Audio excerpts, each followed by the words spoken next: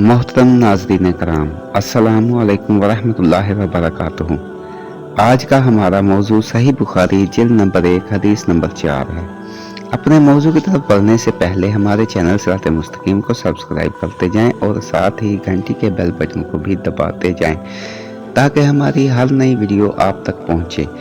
सही बुखारी जिल्द नंबर 1 हदीस नंबर 4। इब्न शहाब कहते हैं, मुझको अबू सलमा बिन अब्दुर्रहमान ने जाबिर बिन अब्दुल्ला अंसारी से ये रिवायत नकल की कि आपने वही के रुक जाने के ज़माने के हालात बयान फरमाते हुए कहा कि एक रोज़ मैं चला जा रहा था कि अचानक मैंने आसमान की तरफ एक आवाज़ सुनी।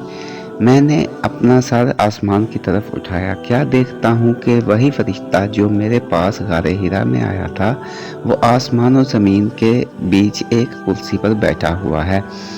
मैं इससे डर गया और घर आने पर फिर कंबल ओढ़ने की ख्वाहिश जाहिर की।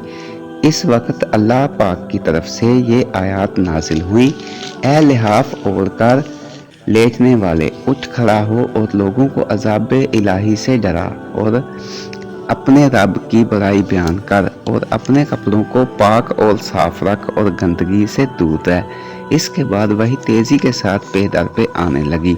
इस हदीस को यहया बिन बकीर के अलावा लैस बिन साद से अब्दुल्ला बिन यूसुफ और अबू साले ने भी रिवायत किया है और अकील के अलावा ज़हरी से हिलाल बिन रवाद ने भी रिवायत किया है।